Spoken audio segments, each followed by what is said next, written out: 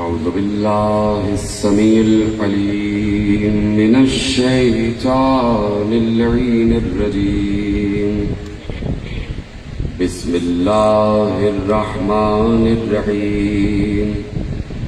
الحمد لله المعروف من غير رؤية والخالق من غير ربية الذي لم يزل قائما دائما إذ لا سماء ذات أبراج ولا ليل داج ولا بحر ساج ولا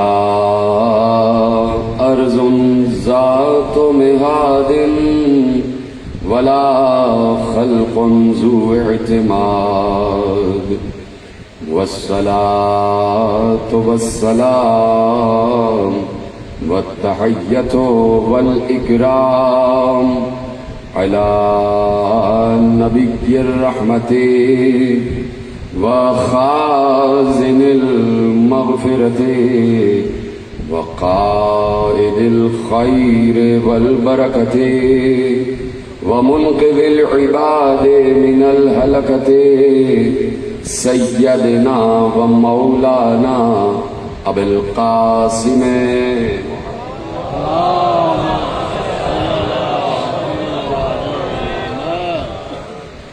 وأهل بيته الطيبين الطاهرين المعصومين المظلومين المنتخبين المنتجبين الذين أذهب الله عنهم الرجس وطهرهم تطهيرا.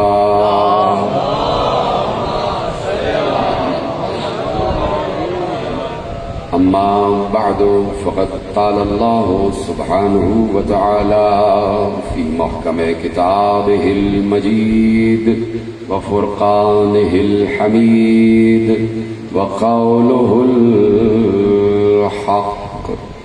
بسم الله الرحمن الرحيم. الذين ينفقون في السراء والضراء والكاظمين الغيظ والعافين عن الناس والله يحب المحسنين. صلوات پڑھ دیجئے محمد وعلى محمد. 1443 ہجری کے اشرۂ ماہ اعضاء کی مرکزی امام بارگاہ دھوبی گھاٹ فیصل آباد میں آپ حضرات آج 5ویں مجلس میں شریک ہیں. عنوان گفتگو عظمت و اوصاف امام موسی کاظم علیہ السلام.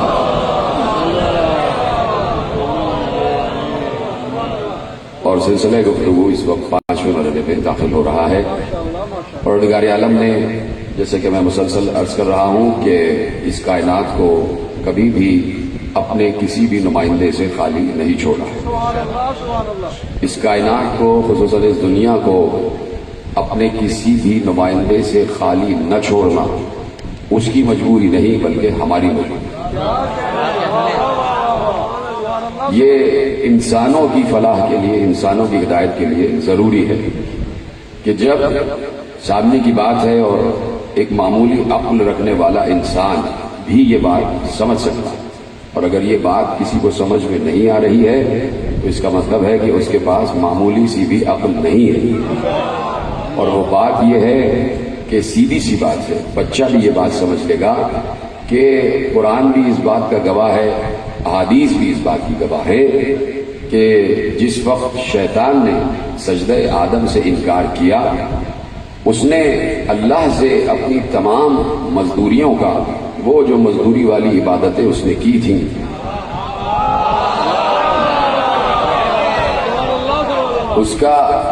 اس نے اللہ سے صلہ چاہا۔ تو اللہ نے کہا کیا صلہ چاہیے؟ اس لیے کہ اللہ تو کسی کی محنت کو ضائع کرتا ہی نہیں، تو کہا کہ میں اس کی نسل کو بہکانا چاہتا ہوں، آدم کی نسل کو بہکانا چاہتا ہوں، اور قیامت تک اس کی نسل کو، اس کی ذریت کو، اس کی اولاد کو دائیں سے بائیں سے آگے سے پیچھے سے بہکانا چاہتا ہوں، اور بہکاؤں گا۔ اللہ نے کہا کہ وقت معلوم تک کی تجھ کو مہلت ہے۔ اس میں تو نہ معلوم کہاں تک کی مہلت چاہیے، اللہ نے کہا وقت معلوم تک کی مہلت ہے، جس کو جتنا چاہنا بہکانا، چاہے سامنے سے، چاہے پیچھے سے، چاہے آگے سے، چاہے پیچھے سے، کہیں سے بھی چاہنا بہکانا، لیکن تجھے وقت معلوم تک کی مہلت ہے۔ تو پوچھنا یہ ہے، چاہے کوئی عالم ہو، چاہے کوئی مفتی ہو، چاہے کوئی محقق ہو، ہر پڑھے لکھے سے پوچھنا ہے، اور اس کا جواب سب کے پاس ہے، کیا وقت معلوم آ چکا ہے؟ سب کا جواب ہے نہیں، اب تک وقت معلوم نہیں آیا۔ پوچھوں گا کہ آپ کو کیسے پتا کہ وقت معلوم نہیں آیا؟ تو جواب آئے گا اس لیے کہ ابھی بھی جھوٹ بولا جا رہا ہے، ابھی بھی چوری کی جا رہی ہے، ابھی بھی ڈاکہ ڈالا جا رہا ہے، ابھی بھی کچھ پاک اور طاہر لوگوں کے خطابات پر قبضہ کیا جا رہا ہے، ابھی بھی سچ پر جھوٹ کا لبادہ چڑھایا جا رہا ہے، ابھی بھی حق کو چھپایا جا رہا ہے، یعنی شیطان ابھی بھی بہکا رہا ہے۔ اس کا مطلب ہے وقت معلوم ابھی نہیں آیا، گویا شیطان بہکا رہا ہے، اللہ سے اذن لے کے چلا ہے، اللہ نے کہا جتنا چاہتا ہے بہکا لے۔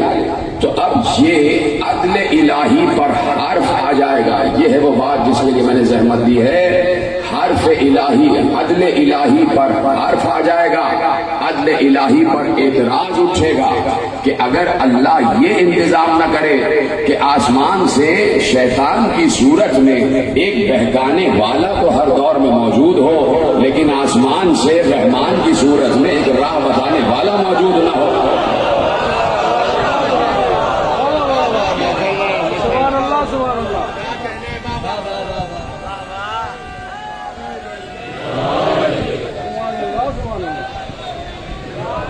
تو تم نے کیا اللہ کو نعوذ باللہ ظالم سمجھ رکھا ہے کہ وہ یہ ظلم کرے گا نعوذ باللہ کہ وہ شیطان کو بہکانے کی اجازت تو دے دے لیکن اپنا کوئی نمائندہ شیطان کے مقابلے پہ نہ بھیجے؟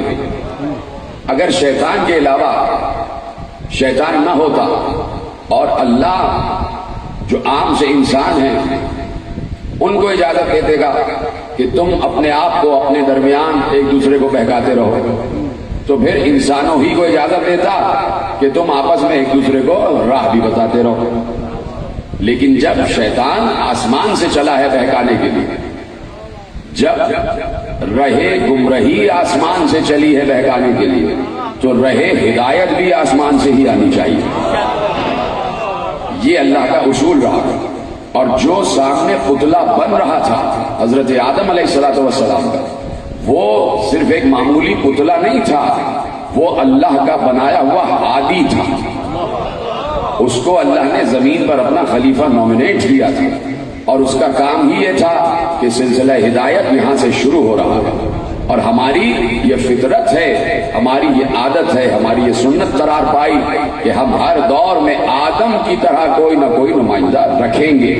یہ ہے وہ فکر کہ جس فکر کی طرف ہر کلمہ گو کو نگاہ کرنی چاہیے، ہر کلمہ گو کو توجہ کرنی چاہیے کہ سیدھی سی بات یہی ہے کہ جب ہر دور میں شیطان ہے تو ہر دور میں رحمانی نمائندہ بھی ہونا چاہیے، اور رحمانی نمائندہ شیطان سے زیادہ طاقتور ہونا چاہیے،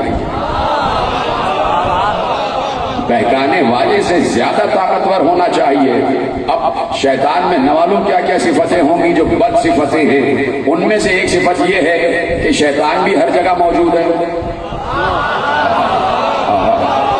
جو سمجھ گیا ان کو میرا سلام ہے۔ شیطان ہر جگہ موجود ہے، ہر گھر میں موجود ہے، ہر انسان کے ساتھ موجود ہے، ہر وقت بہکاتا ہے، چلتے پھرتے سوتے جاگتے اٹھتے بیٹھتے کھاتے پیتے بہکاتا رہتا ہے، مسجد میں جانے سے روکتا ہے، اچھے کام کرنے سے روکتا ہے، کبھی کوئی اچھے کام کرنے جاتا ہے تو بیچ میں کوئی نہ کوئی راہ ڈال دیتا ہے، کوئی نہ کوئی بادھا ڈال دیتا ہے، بندش کھڑی کر دیتا ہے، یعنی مسلسل وہ ساتھ ہے لیکن نظر نہیں آ رہا، دکھائی نہیں دے رہا۔ یہ کیسے ہو جائے گا کہ شیطان میں تو یہ صفت ہو کہ موجود ہو اور دکھائی نہ دے، تو جب ماننے پہ آئیں تو شیطان کی غیبت کو مان لیں، نہ ماننے پہ آئیں تو حجت کی غیبت کو نہ مانیں۔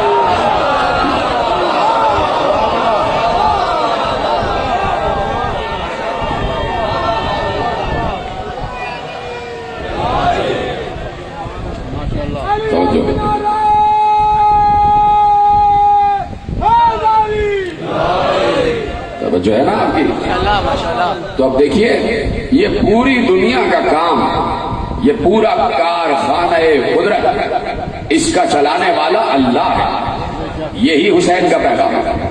لوگ مجلس اعلیٰ کو اب تک سمجھے نہیں، لوگ ذکر حسین کو اب تک سمجھے نہیں۔ ذکر حسین سبب ہے ذکر توحید کا۔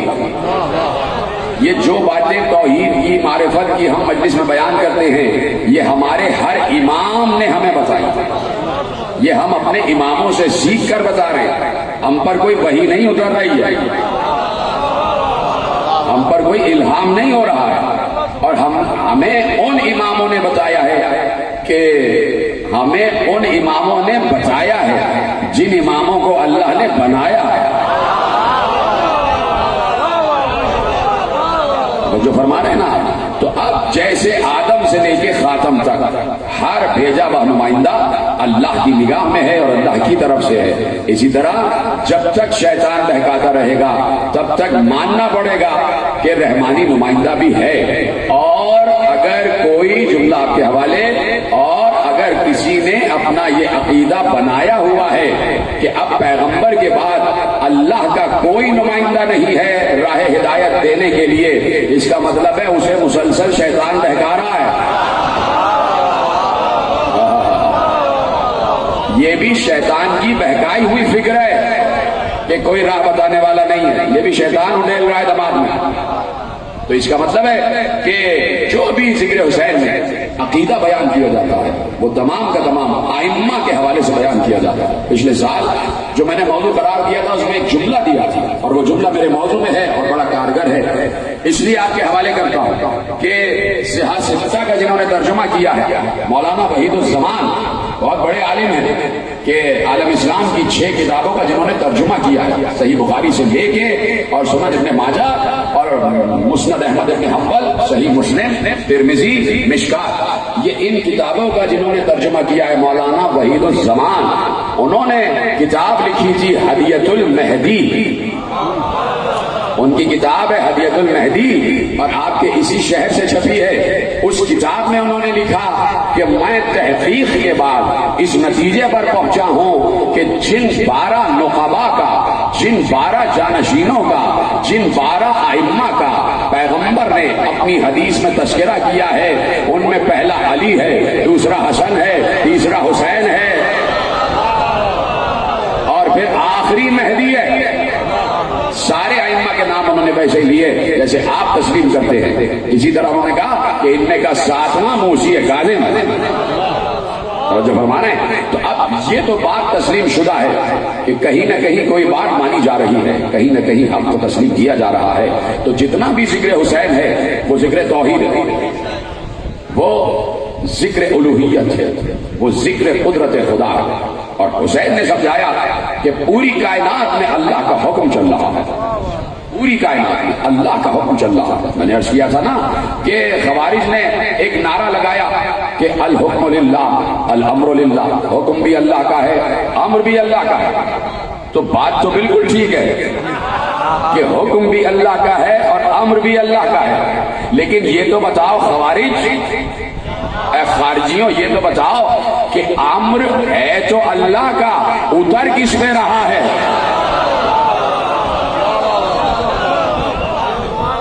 خارجیوں سے پوچھا جائے کہ تو خارجیوں کا نعرہ، تو اب پوچھا جائے کہ امر اللہ کا ہے تو امر کا مالک اللہ ہے، اتر کس پہ رہا ہے؟ توجہ ہے نا بھائی؟ سورہ قدر ہر روز پڑھی جاتی ہے، نہ معلوم کتنے لاکھوں دفعہ پڑھی جاتی ہوگی پورے روئے عرش پر۔ ہر انسان جو کلمہ گو ہے نہ معلوم کتنی مرتبہ سورہ قدر کی تلاوت کرتا ہوگا، تو صرف تلاوت کر لینے سے ہی مسئلہ حل نہیں ہوتا کہ تلاوت کرنے پہ آ رہا ہے تو شاید عیسائی بھی پڑھ رہا ہوگا اپنا مطالعہ بڑھانے کے لیے، جیسے ہم توریت و زبور و انجیل کے اسفار کا مطالعہ کرتے ہیں کہ ہم دیکھیں کہ توریت میں کیا تھا، زبور میں اور انجیل میں کیا تھا۔ ویسے ہی اس وقت جو محققین ہیں نصارہ ہیں اور جو یہودی محققین ہیں اور جو ہندو محققین ہیں وہ بھی قرآن کی آیتیں پڑھتے ہوں گے، وہ بھی سورہ قدر پڑھ رہے ہوں گے، تو اگر پڑھ لینا ہی کافی ہے تو وہ برابر ہوگا۔ صرف پڑھ لینے ہی سے مسئلہ حل نہیں ہوتا، بات یہ ہے کہ اس قرآن کی آیت کا جس کیا ہے، اس میں اللہ باطن میں پیغام کیا دے رہا ہے، وہاں تک پہنچو۔ اجازت ہے نا بات آگے بڑھائی جائے؟ کہہ تو دیا کہ الامر للہ، امر اللہ کا ہے، لیکن اس امر کو سمجھو، اس امر کی معرفت حاصل کرو، اس امر میں ہے کیا کیا۔ بار بار اللہ نے قرآن میں کئی موقعوں پر ارشاد فرمایا ہے کہ وہ یدبر الامر ہے، یدبر الامر ہے، وہ امر کی تدبیر کرتا ہے۔ مدبر الامر، یدبر الامر، امر کی تدبیر کرنے والا اللہ ہے، یعنی امر کا مالک و خالق اللہ ہے۔ اس امر میں ہے کیا کیا؟ اللہ نے ارشاد فرمایا سورہ اعراف، ان ربکم اللہ الذی خلق السماوات والارض فی ستۃ ایام ثم استوى علی العرش یغشی اللیل النہار یطلبہ حثیثا والشمس والقمر والنجوم مسخرات بامرہ تبارک اللہ رب العالمین۔ سلامت رہے جس نے آیت پر ہی سبحان اللہ کہا ہے، یہی حق ہے، حسین نے ہمیں سکھایا ہی ہے۔ آیت سورہ اعراف، بسم اللہ الرحمن الرحیم، انا ربکم اللہ الذی خلق السماوات والارض فی ستۃ ایام ثم استوى علی العرش یغشی اللیل النہار یطلبہ حثیثا والشمس والقمر والنجوم مسخرات بامرہ۔ اب یہاں تک میں نے آیت کو روک دیا۔ اللہ کہہ رہا ہے، توجہ، اللہ ارشاد فرما رہا ہے بے شک تمہارا رب اللہ وہ ہے، تمہارا رب اللہ وہ ہے، کون ہے؟ اب اللہ یہاں پر اپنی صفت گنوا رہا ہے، انا ربکم اللہ الذی خلق السماوات والارض فی ستۃ ایام ثم استوى علی العرش۔ کہ تمہارا رب اللہ وہ ہے کہ جس نے آسمان اور زمین کو 6 دنوں میں خلق کیا۔ اب گنتے جائیے گا، 6 دنوں میں زمین اور آسمان کو خلق کیا، ثم استوى علی العرش، اس کے بعد اس نے عرش کی تدبیر کی، عرش کو استوا کیا، عرش کو قائم کیا۔ خلقت زمین و آسمان 6 دنوں میں، پھر اس کے بعد عرش کو قائم کرنا۔ یغشی اللیل النہار، وہی ہے جو رات کو دن سے بدل دیتا ہے۔ ادھر ہے ہمارا اللہ ہے بھائی، ہم نہیں بولیں گے اپنے اللہ پر تو اور کون بولے گا؟ ہم تو اس اللہ کو مانتے ہیں جس اللہ کو محمد اور علی نے بتایا ہے، تو ہم تو اپنے اللہ کی ہر شان پر سبحان اللہ کہتے ہیں، اتنی محبت ہے ہمیں اپنے اللہ سے۔ کہا کہ زمین اور آسمان 6 دنوں میں خلق کیے، اس کے بعد عرش کو قائم کیا، وہی ہے کہ جو رات کو دن سے بدل دیتا ہے، دن کو رات کا پردہ اڑا دیتا ہے۔ یطلبہ حثیثا، کہ وہ دن کے پیچھے پیچھے آتی ہے، دن کے پیچھے پیچھے آتی ہے۔ والشمس والقمر والنجوم مسخرات بامرہ، سورج، چاند، ستارے، یہ سب کے سب اس کے امر کے تحت کام کرتے ہیں۔ جیتے رہے، سلامت رہے، جس نے جملہ محفوظ کیا ہے۔ یہ ہے آپ کی ذہانت کہ میں نے ابھی صرف ترجمہ کیا اور آپ پہنچ گئے کہ میں کہنا کیا چاہتا ہوں۔ اب دوبارہ سے گنے، زمین اور آسمان کی 6 دن میں خلقت، عرش کو قائم کرنا، دن کا رات میں بدلنا اور رات کا دن میں بدلنا، سورج چاند ستاروں کو اپنے کنٹرول میں رکھنا، یہ سب کا سب اللہ کے امر کے ذریعے ہوتا ہے۔ یعنی اللہ کے امر نے 6 دن میں زمین اور آسمان بنائے، اللہ کے امر نے عرش کو قائم کیا. اللہ نے اپنے امر کے ذریعے روزانہ رات کو دن میں بدلتا ہے, دن کو رات میں بدلتا ہے. اللہ کے امر کے تحت تسخیر ہے سورج بھی, چاند بھی, ستارے بھی. یعنی امر اتنا پاورفل ہے اللہ کا کہ اس کے ذریعے سے آسمان اور زمین بھی بنائے جا سکتے ہیں, اس کے ذریعے سے عرش کو قائم بھی کیا جا سکتا ہے, اس کے ذریعے سے دن اور رات آپس میں ایک دوسرے کے ساتھ آ سکتے ہیں, اس کے ذریعے سے چاند پر بھی کنٹرول ہے, اس کے ذریعے سے سورج پر بھی کنٹرول ہے, اس کے ذریعے سے ستاروں پر بھی کنٹرول ہے. اور اللہ کہہ رہا ہے یہ سب کچھ ہمارے امر کے تحت ہے, سب کچھ ہمارے امر کے تحت ہے. اب گنوانے کی ضرورت نہیں ہے کہ امر کیا کیا کرتا ہے. آیت کے ذیل میں جو کچھ میں نے بتایا زمین آسمان کی خلقت سے لے کے اور دن اور رات کا تبدیل ہونا, یہ سب کا سب امر خدا ہے. اور اسی قرآن نے سورہ قدر میں کہا کہ ایک شب ایسی آتی ہے کہ ہم امر کو نازل کرتے ہیں. جیتے رہے, سلامت رہے. میرے تمام حضرات جو پیچھے بیٹھے ہیں خدا سب کو سلامت رکھے. آیت میں بتایا سورہ اعراف 56 آیت جو میں نے آپ کے حوالے کی, اور پھر اللہ اسی امر کے لیے ارشاد فرماتا ہے تنزل الملائکۃ والروح. ہاں, اس دن ملائکہ اور روح اترتے ہیں اس کے کل امر کے ساتھ. یہاں تک آپ آ گئے, اس کے کل امر کے ساتھ. میں نے ابھی عرض کیا کہ روزانہ سورہ قدر پڑھی جاتی ہے, اور سورہ قدر میں شب قدر کا اعلان ہے کہ ایک رات ایسی آتی ہے پورے سال میں کہ جب اللہ کل کا کل امر, اس کا غور نہیں کیا, سلامت رہا, من کل امر, پورا کا پورا امر, یعنی اس رات اللہ جتنا بھی امر اس کے پاس ہے وہ سب کا سب نازل کرتا ہے. اور اس امر کے تحت کیا ہوتا ہے, اس امر کے تحت اس کی پاور کیا ہے, اس کی پاور یہ ہے کہ زمین اور آسمان بنائے جا سکتے ہیں. اس کی پاور یہ ہے کہ دن اور رات کو تبدیل کیا جا سکتا ہے. اس کی پاور یہ ہے کہ عرش قائم کیا جا سکتا ہے. اس کی پاور یہ ہے کہ سورج چاند ستاروں پر قبضہ کیا جا سکتا ہے. تو امر کا اختیار ہر شب قدر کو اترتا ہے. تو اس سال بھی جو پچھلے سال شب قدر گزری رمضان میں, اس میں تو سبھی گھر میں تھے نا, الٹی سیدھی بیماری پھیلی ہوئی ہے, سب گھر میں ہی تھے نا, تو سارے کے سارے مسلمان گھر میں ہی تھے نا اس سال شب قدر. تو ہر سال کی طرح اس سال بھی تو امر اترا ہے نا. تو آپ تو سب کے سب گھر میں تھے. پہلے تو بہانا تھا کہ ہم کہیں باہر تھے, ہم کہیں گھوم رہے تھے. آپ تو سب کے سب گھر میں تھے, چاہے اپنے گھر میں ہو چاہے اللہ کے گھر میں ہو, یہ تو سب گھر میں. تو اب عام مسلمانوں سے نہیں پوچھتا, وہ تو بیچارے بڑے بھولے بھالے ہیں. بات یہ ہے کہ پڑھے لکھے مسلمانوں سے پوچھتا ہوں, آپ بھی تو گھر میں تھے, اس سال بھی شب قدر آئی ہے, وہ کہیں گے آئی ہے. میں کہوں گا اس سال بھی شب قدر میں امر اترا ہے, وہ کہیں گے یہ کیسے ہو سکتا ہے کہ شب قدر آئے اور امر نہ اترے, اس لیے کہ آیت قرآنی کبھی جھوٹ نہیں بولتی. اس سال بھی امر اترا ہے. تو اب سیدھا سا 14 برس سے سوال ہے, یہ بتا دو کس پر اترا ہے.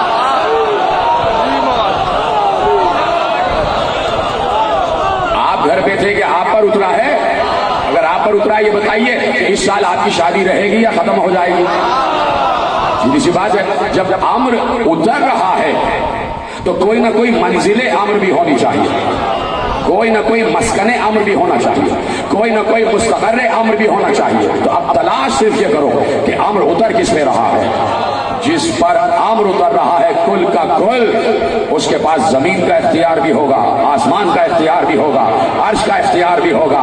وہی یہ کیفیت بھی رکھتا ہے کہ دن کو رات سے, رات کو دن سے بدل دے. وہی سورج پر بھی اختیار رکھتا ہوگا, وہی چاند پر بھی اختیار رکھتا ہوگا, وہی ستاروں پر بھی اختیار رکھتا ہوگا. اس کے ہی ہاتھوں پر کل کا کل امر مسخر ہے. اب تلاش کرنا ہے کہ کس پر امر اترا ہے, کس پر امر اترا ہے, کس پر امر اترا ہے. ایک چاہنے والا, میرے ساتویں امام کا چاہنے والا گھر پہ ابھی سویا تھا, کچھ دیر ہوئی تھی اسے سوئے ہوئے. ایک بار وہ کہتا ہے کہ ایسا لگا جیسے کسی نے مجھے جھنجھوڑ کر جگایا ہے.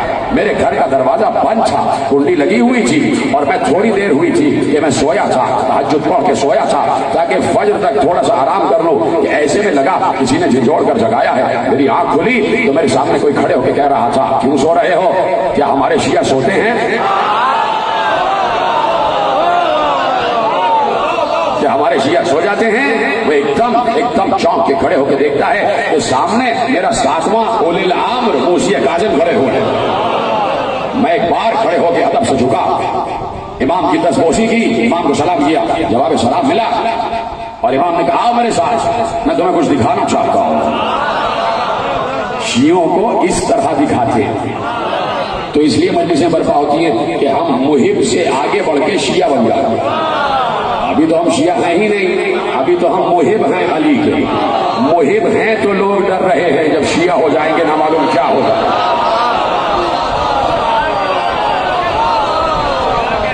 ابھی تو ہم محب علی ہیں. کیا بیٹا وقت کم ہے میرے پاس.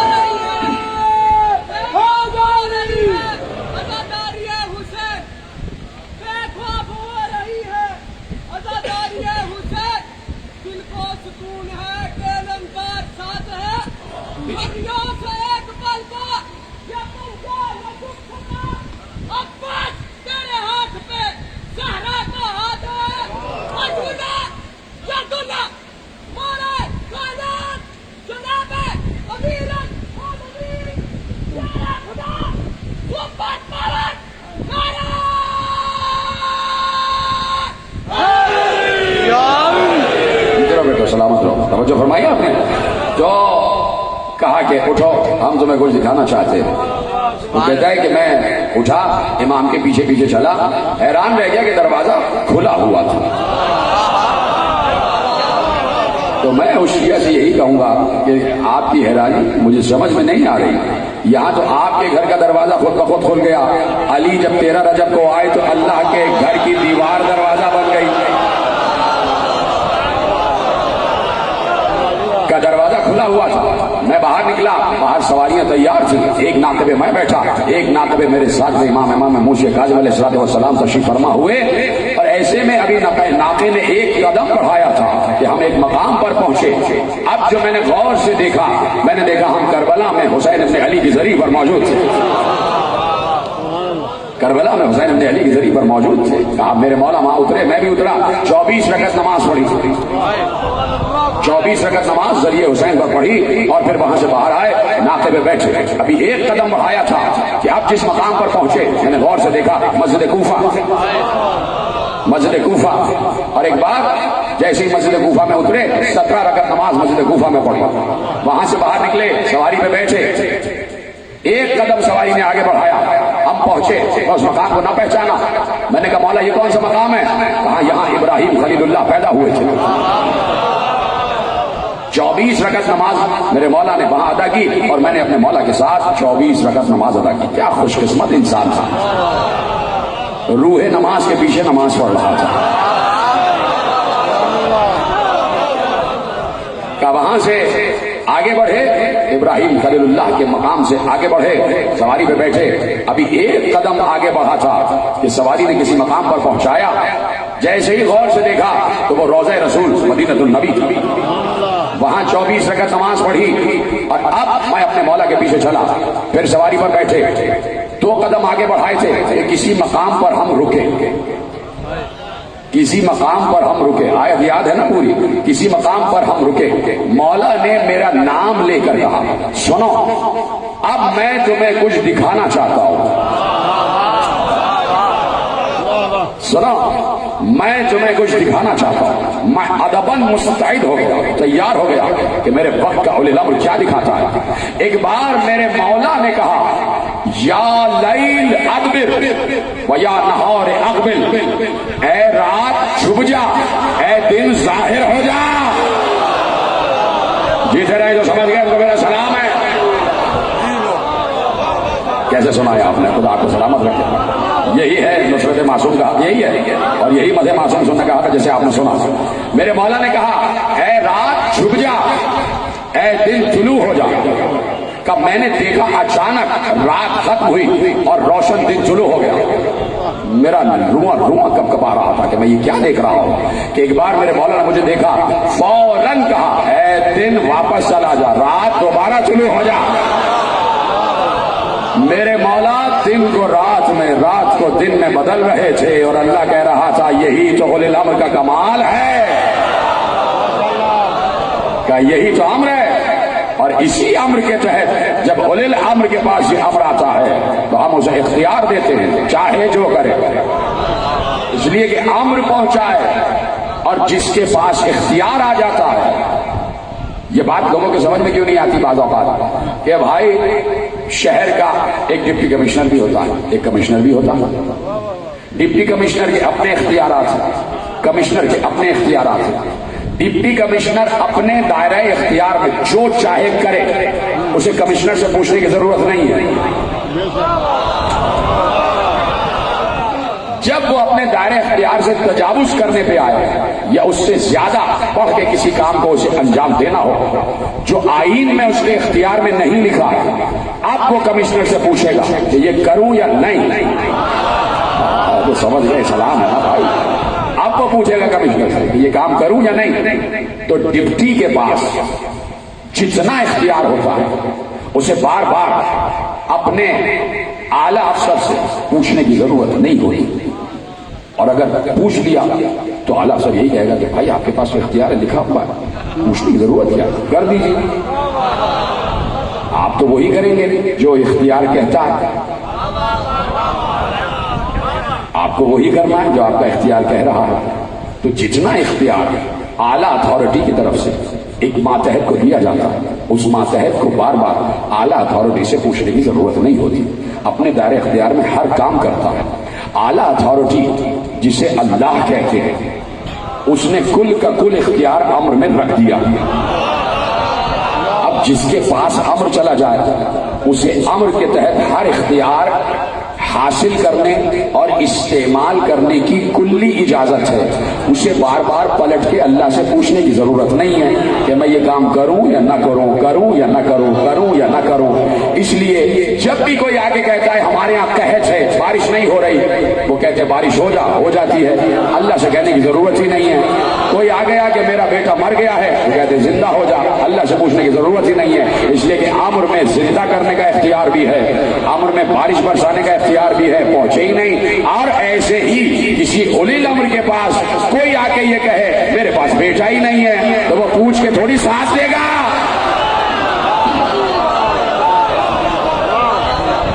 اس کے پاس اختیار ہے، امر میں یہ اختیار ملتا ہے تو اولی الامر کے پاس ہر اختیار آتا ہے. اللہ کہہ رہا ہے کہ آسمان اور زمین کی خلقت، زمین اور آسمان کی 6 دنوں میں خلقت، رات کا دن میں بدلنا، دن کا رات میں بدلنا، اور اس کے بعد سورج چاند ستارے کا مسخر ہونا، یہ سب کا سب امر کے تحت ہے. یہ سب کا سب امر کے تحت ہوتا ہے. تو جس کا اختیار سورج پر ہو، چاند پر ہو، ستارے پر ہو، اور قرآن کہہ رہا ہے کہ امر کے پاس یہ اختیار ہوتا ہے. تو ہم جو آل محمد کی فضیلتیں پڑھتے ہیں اصل میں وہ فضائل خدا، اصل میں وہ فضائل قرآن ہے. کہ جب قرآن کہہ رہا ہے کہ والشمس والقمر والنجوم مسخرات بامرہ، اس کے امر کے تحت یہ چاند سورج ستارے کام کرتے ہیں، تو یہ بتانا ضروری ہے کہ کیسے کام کرتے ہیں. تو کوئی پوچھتا ہے کیسے کام کرتے ہیں چاند سورج ستارے، تو ہم کہتے ہیں ایسے کام کرتے ہیں کہ جس سورج کو اللہ مشرق سے طلوع کر کے مغرب میں ڈبوتا ہے، صاحب امر اسے مغرب سے واپس پلٹا لیتا ہے. جس چاند کو اللہ رات میں طلوع کرتا ہے، صاحب امر اسے 2 ٹکڑے کر دیتا ہے. جس ستارے کا خالق اللہ ہے، صاحب امر اسے چھوٹا سا کر کے دروازے پہ بلا لیتا ہے. توجہ فرما رہے ہیں آپ؟ تو اب اس صاحب امر کی معرفت ضروری ہے کہ جس کو اللہ نے امر عطا کیا ہے. اپنے دور کا صاحب امر مصطفیٰ، بولیے ہاں یا نہیں؟ اپنے دور کا صاحب امر مصطفیٰ، تو کل کا کل امر خدا مصطفیٰ پر نازل ہوا. تو اب مصطفیٰ جو چاہے کریں. ہم کج یقینوں سے بات نہیں کرتے، کم یقینوں سے بات نہیں کرتے، ہم کٹ حجتوں سے بات نہیں کرتے، ہم عقل کل رکھنے والوں سے بات کرتے ہیں اور عقل مجسم کی معرفت رکھنے والوں سے مخاطب ہوتے ہیں. یہ باتیں علم کی ہیں اور یہ باتیں جہالا نہیں سمجھتے. چپ ہو گیا. میں نے کہا یہ باتیں علم کی ہیں، جہالا نہیں سمجھتے. تو میں جملہ پلٹ دیتا ہوں، یہ باتیں علم کی ہیں، جو نہ سمجھے وہ جاہل ہے، جو نہ سمجھے وہ جاہل ہے. تو اب اپنے دور کا اولی الامر ہے ذات مصطفیٰ. بولیے ہاں یا نہیں؟ ذات مصطفیٰ. اور اور پیغمبر اگر کم از کم 23 برس کی پیغمبر کی حیات کو دیکھا جائے، حالانکہ پیغمبر تو جس شب پیدا ہوئے تھے، زمین پر آئے تھے، اس وقت بھی وہی اولی الامر تھے، اور جب پیغمبر نے رسالت کا اعلان کیا ہے تو 23 برس کی نبوت کی زندگی، تو کم از کم 23 سال ہر شب قدر پیغمبر پر امر اترا، 23 سال ہر شب قدر پیغمبر پر امر اترا، ٹھیک ہے؟ تو پیغمبر، جملہ ضائع نہ ہو، پیغمبر بہت فکری جملہ ہے، پیغمبر پر امر نازل ہو رہا ہے۔ میں نے اس لیے مصطفیٰ کا نام استعمال کیا ہے کہ ہو سکتا ہے کہ میں کسی امام کا ذکر کروں تو لوگ اعتراض کرتے ہیں، لیکن مصطفیٰ پر تو کسی کو اعتراض نہیں۔ تو جب میں پوچھنا چاہتا ہوں عالم اسلام سے کہ جس شب پیغمبر پر، جس شب کی، جس سال کی، جس شب کی پیغمبر پر امر خدا اترا تو کل کا کل اترا، اس سے کسی کو انکار نہیں، اس لیے کہ قرآن کی آیت کہہ رہی ہے، سورہ قدر کی آیت کہہ رہی ہے من کل امر، ہر امر لے کر اترتے ہیں، ہر امر پیغمبر کی ذات پر اترا، تو پیغمبر نے ہر امر کو ویسے ہی استعمال کیا کہ جیسے اللہ استعمال کرتا۔ یہی تو بات تھی، اس کے لیے زحمت ہے۔ اگر کوئی یہ کہتا ہے کہ نہیں، اس کا مطلب ہے کہ اس کا ایمان گیا، وہ پھر دوبارہ کلمہ پڑھے۔ وہ کہیں گے کیوں؟ میں کہوں گا اس لیے کہ قرآن میں اللہ یہ کہہ رہا ہے ما تشاءون الا ان یشاء اللہ، تم تو وہی چاہتے ہو جو ہم چاہتے ہیں، یعنی جیسے ہم امر کا استعمال کرتے ویسے ہی ہم نے تم پر امر اتارا ہے تو تم بھی ویسے استعمال کرو، یعنی مصطفیٰ نے امر کے استعمال میں نہ کمی کی نہ زیادتی، جو ہے استعمال امر میں نہ کمی کی نہ زیادتی، جیسے اللہ چاہتا تھا ویسے ہی امر استعمال کیا۔ تو آپ دیکھ لیا ادھر، آپ نے ادھر آ جائیے، ادھر میری طرف دیکھیے، توجہ ہے۔ تو اب واجب ہے، میں نے کہا میری تقریر کا ایک ایک لفظ قیمتی ہے، کوئی لفظ بھرتی کا نہیں ہوتا۔ آپ پر اعتماد ہے مجھے کہ آپ میرے کسی لفظ کو ضائع نہیں کرتے۔ باقی جگہوں پہ ہوتا ہے کہ لوگ کہتے ہیں کیا بور کر رہے ہیں، کوئی قصہ سنائیں، کوئی لطیفہ سنائیں، جو کہ آج کل زیادہ تر ہو رہا ہے، اس سے 2-4 لطیفے سنائیں، لیجیے مجلس تمام ہوئے اور چلے گئے۔ بات یہ کہ پیغام کیا دیا جا رہا ہے، عقیدے کو مضبوط کیسے کیا جا رہا ہے، وہ یہاں پہ ہو رہا ہے، اس لیے میری طرف دیکھیں۔ تو اب تحمل سے اس لیے سمجھا رہا ہوں تاکہ بات ذہنوں میں بیٹھ جائے، اور پھر اس کے بعد یہ تمہید میرے اگلے جملوں میں کام آنے والی ہے، اس لیے اس کو اپنے ذہنوں میں محفوظ رکھیں کہ اللہ کے رسول نے ہر امر ویسے استعمال کیا جیسے اللہ استعمال کرتا، یعنی مرضی مصطفیٰ، مرضی خدا، اللہ کی مرضی کے تحت استعمال کیا۔ تو اب بعد مصطفیٰ جو اولی الامر ہو اس پر واجب ہے کہ امر خدا ویسے ہی استعمال کرے جیسے اللہ استعمال کرتا۔ تو اب اگر کسی کو کسی نے بعد خدا اولی الامر تسلیم کیا ہے، کسی کو کسی نے بعد رسول خدا اولی الامر مانا ہے، تو اب وہ اس کو دیکھے کہ کیا وہ ویسا ہی کام کرتا ہے جیسے اللہ چاہتا ہے۔ کچھ باتیں ایسی ہوتی ہیں کہ جو آپ تک بغیر بتائے پہنچ جاتی ہیں، میں مطمئن ہو جاتا ہوں کہ بات پہنچ گئی۔ کیا بعد رسول کسی نے اگر کسی کو اولی الامر مانا ہے، بعد رسول تو یہاں تک کا عرصہ آ رہا ہے نا، کوئی ادھر ادھر نہ چلا جائے، تو کسی نے کسی کو اولی الامر مانا ہے تو کیا اس اولی الامر نے یہ دیکھے کہ ہر امر خدا اسی علم خدا کے تحت استعمال کیا جو علم خدا اللہ اپنے اولی الامر کو دیتا ہے۔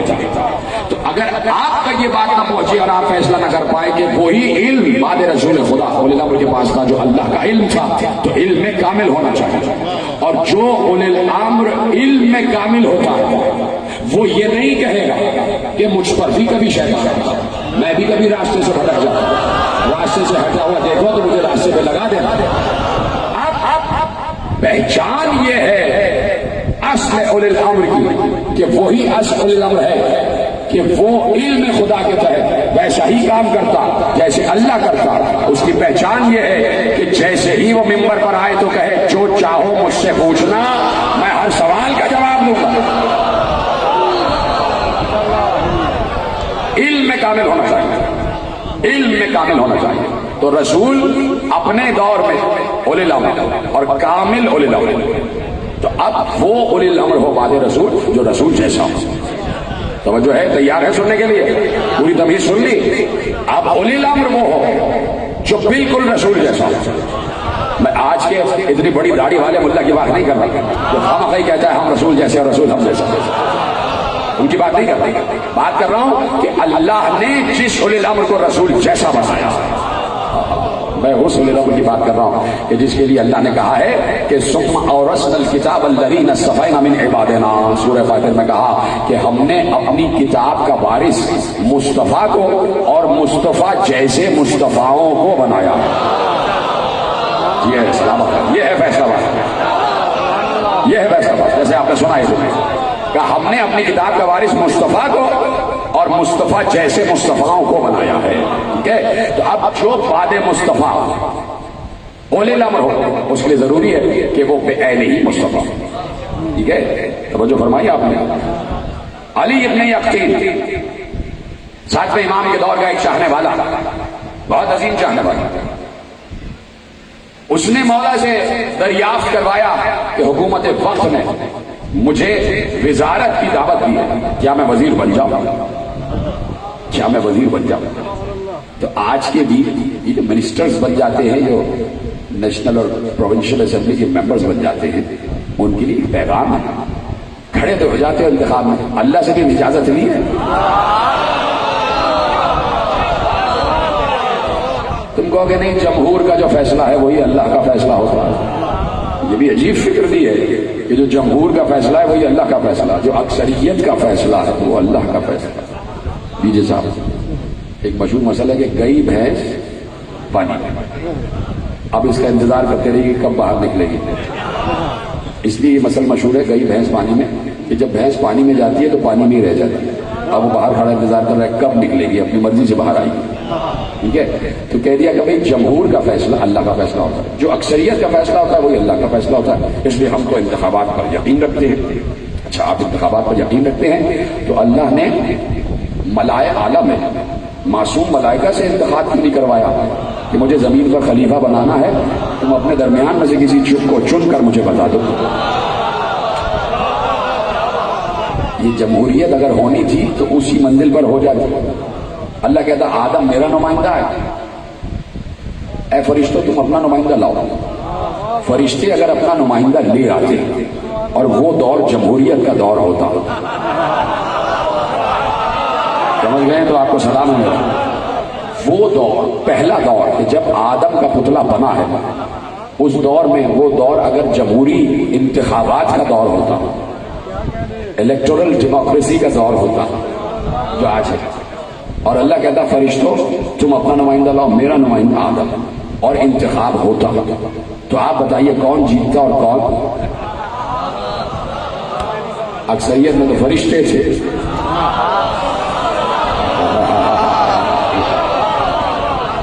اکثریت میں تو فرشتے تھے، تو فرشتوں کا نمائندہ جیت جاتا. اللہ اقلیت میں وہ اپنا اصل نمائندہ لے کے بیٹھا رہتا. نعوذ باللہ، میں تو باتیں سمجھا رہا ہوں. تو کبھی بھی جمہور کا فیصلہ حق نہیں ہوتا، کبھی بھی جمہور کا فیصلہ حق نہیں ہوتا. اس لیے کہ جمہور میں گھوڑے گدھوں کو ساتھ باندھا جاتا.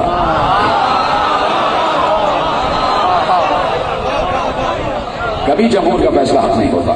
تو آج بھی میں کہتا ہوں کہ آپ منسٹر تو بن جاتے ہیں، اللہ سے بھی پوچھا ہے.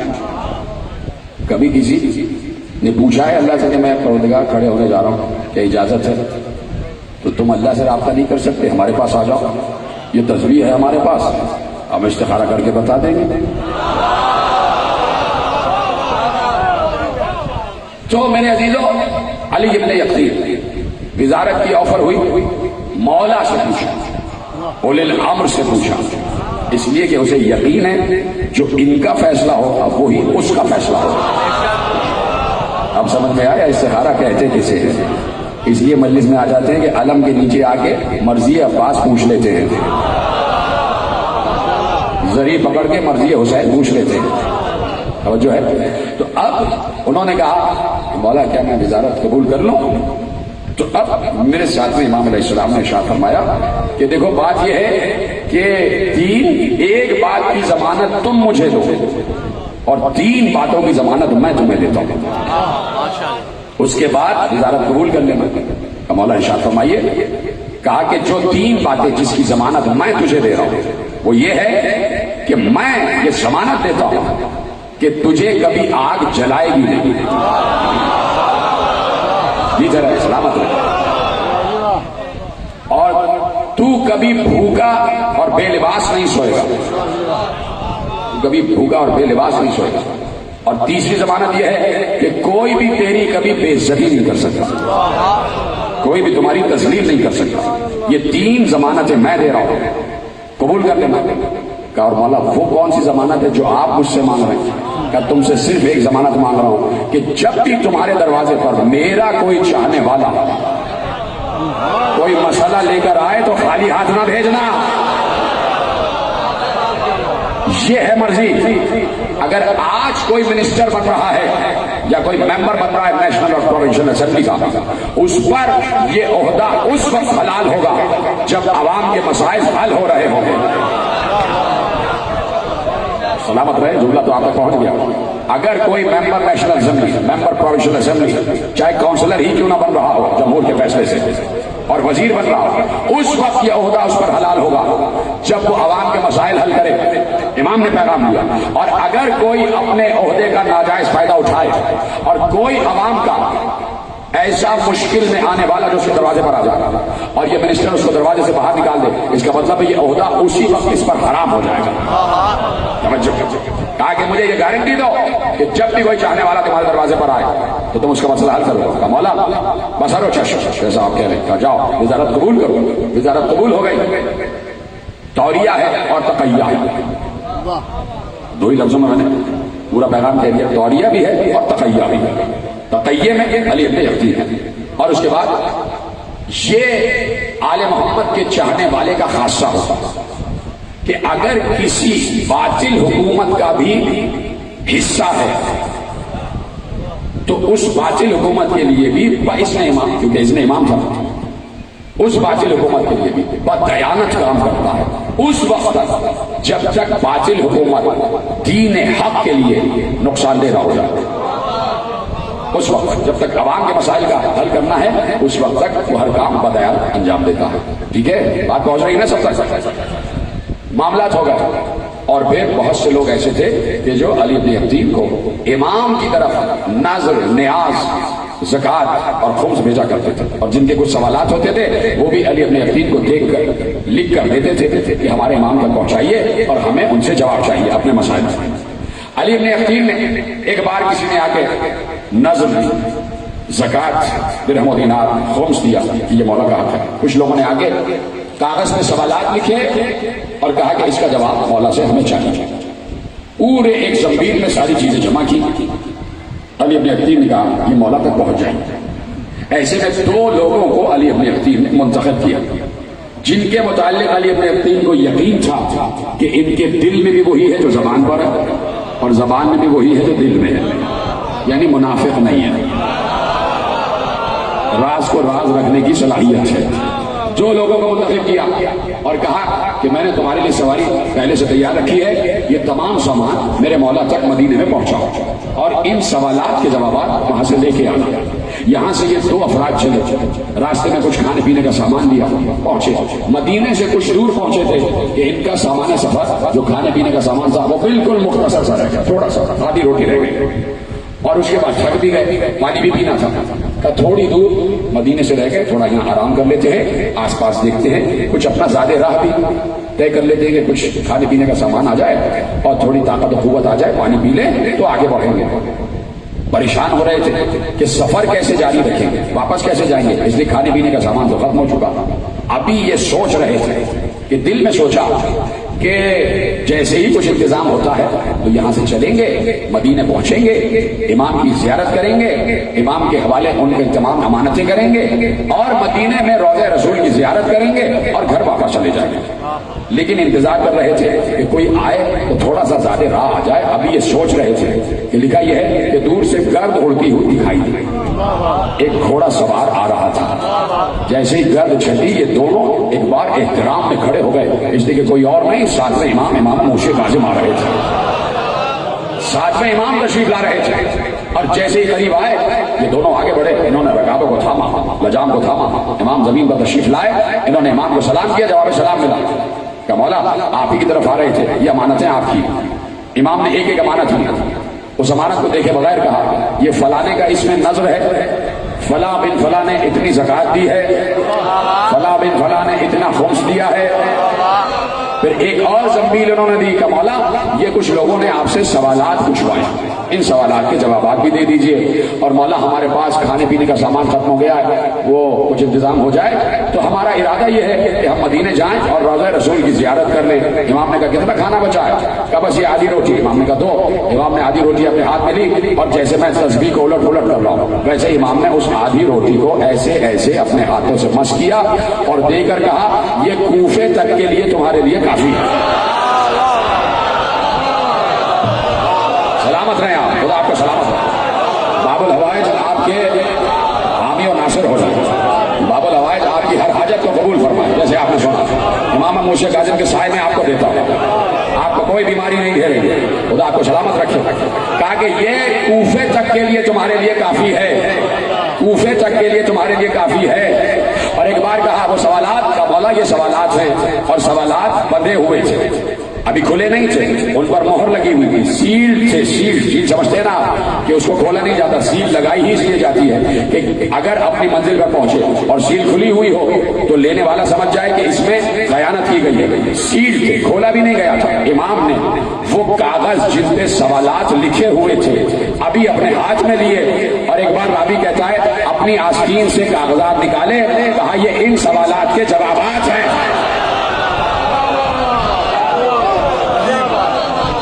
ये इन सवालात के जवाबात हैं। जाओ सवाल के जवाबात मिल गए, मौला सलामत रखे, मौला सबको शिफा अता करे, मैं दुआ दे चुका हूं, मेरी तरफ देखना। कहा ये इन सवालात के जवाबात हैं। और कहा मौला ने कि तुमने ये कहा कि रोज़ा रसूल की जियारत करनी है तो जियारत तो तुमने कर ली,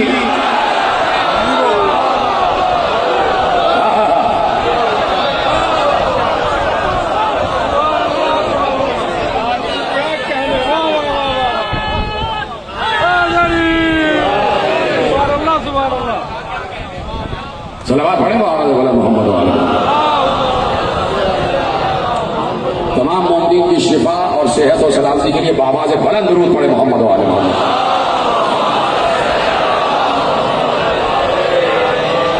तवज्जो फरमाई आपने, कहा कि जो तुमने कहा कि रोज़ा रसूल की जियारत करनी है वो तुमने कर ली। ये कैसे कह दिया इमाम मूसे काजिम ने कि रोज़ा रसूल की जियारत कर ली? कैसे कह दिया? अभी तो वो गए ही नहीं, तो न कहता मेरा मौला मूसे काजिम।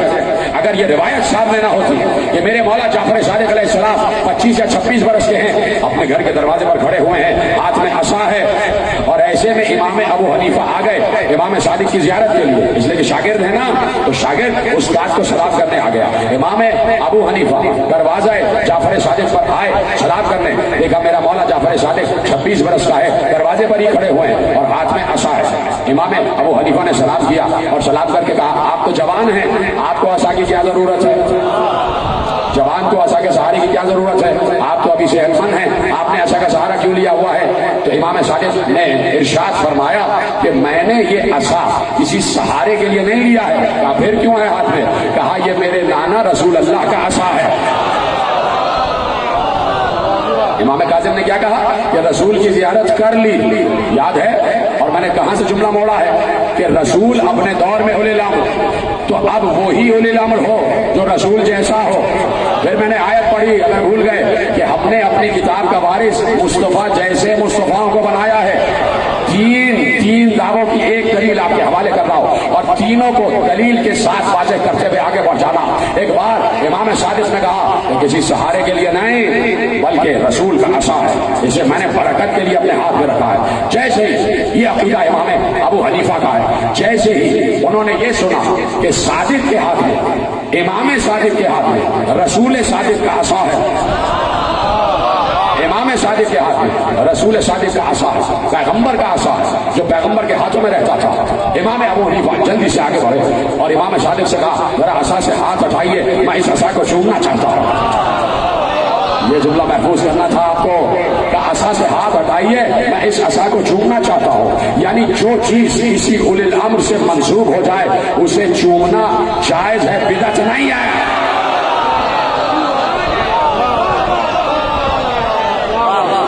توجہ فرمائیں کہ یہ عصا میں اسے چومنا چاہتا ہوں, یہ رسول کا عصا ہے, ذرا ہاتھ ہٹائیے میں اسے چومنا چاہتا ہوں. اب جلال کے عالم میں امام صادق نے کہا یہ عصا لکڑی کا عصا ہے, لکڑی کا عصا ہے, رسول سے مس ہوا تو تم چومنا چاہتے ہو. ایک بار آستین ایسے کی اور کہا ان رگوں میں رسول کا لہو ڈال رہا ہے.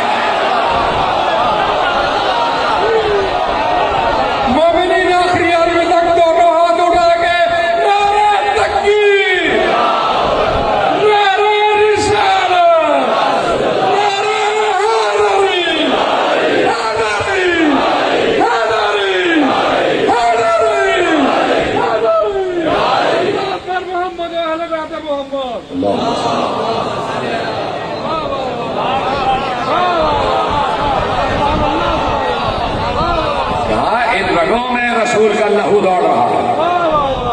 عصا لکڑی کا ہے, ہمارا گوشت تو رسول کا گوشت ہے, ہمارا لہو تو رسول کا لہو ہے, ہماری ہڈیاں تو رسول کی ہڈیاں. یہی تو علی سے کہا تھا رسول نے, لحم کا لحمی یا علی, دم کا دمی یا علی, عزم کا عزمی یا علی, جسم کا جسمی یا علی, عزم کا حزنی یا علی, روح کا روحی یا علی, نور کا نوری یا علی, عقل کا عقلی یا علی, عین کا عینی یا علی, وجہ کا وجہی یا علی, لسان کا لسانی یا علی, انت منی وانا منک یا علی.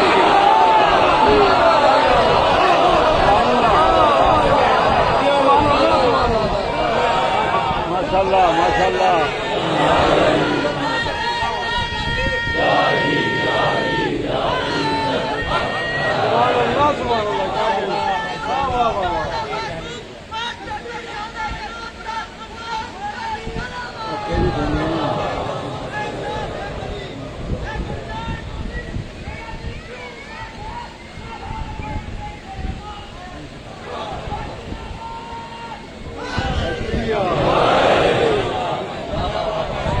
سلامت رہیں جیسے آپ نے سنا. یا علی تیرا لہو میرا لہو, تیری ہڈیاں میری ہڈیاں, تیرا گوشت میرا گوشت, تیرا جسم میرا جسم, تیری عقل میری عقل, تیرا نور میرا نور, تیری روح میری روح, تیری زبان میری زبان, تیرا چہرہ میرا چہرہ, تیرے ہاتھ میرے ہاتھ, تیرے کان میرے کان, تو میں تو.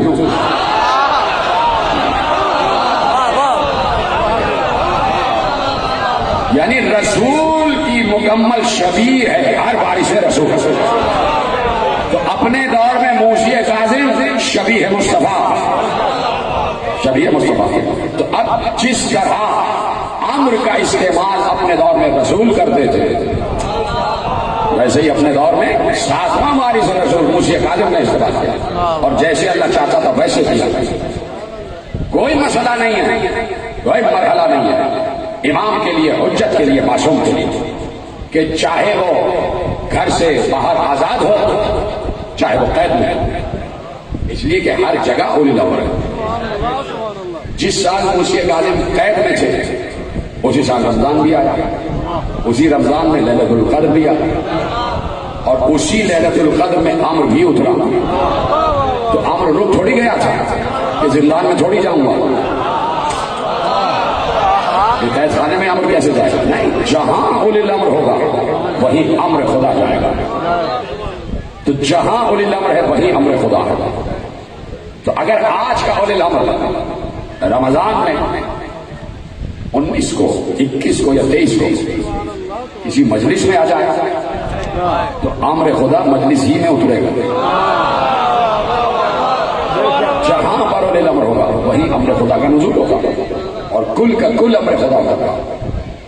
اس لیے کہ میں مسلسل عرض کر رہا ہوں کہ اللہ نے اپنے اور بندوں کے درمیان ایک رابطہ, ایک وسیلہ, ایک واسطہ قرار دیا, اور پھر اللہ اس بندے سے جو اس کا رابطہ, واسطہ اور وسیلہ حجت ہے اس سے براہ راست بات کرتا ہے, اس پر امر کرتا ہے ملائکہ کے ذریعے, روح کے ذریعے, جس کے ذریعے بھی, اور اس کو بتایا جاتا ہے کیسے زندگی گزارنا.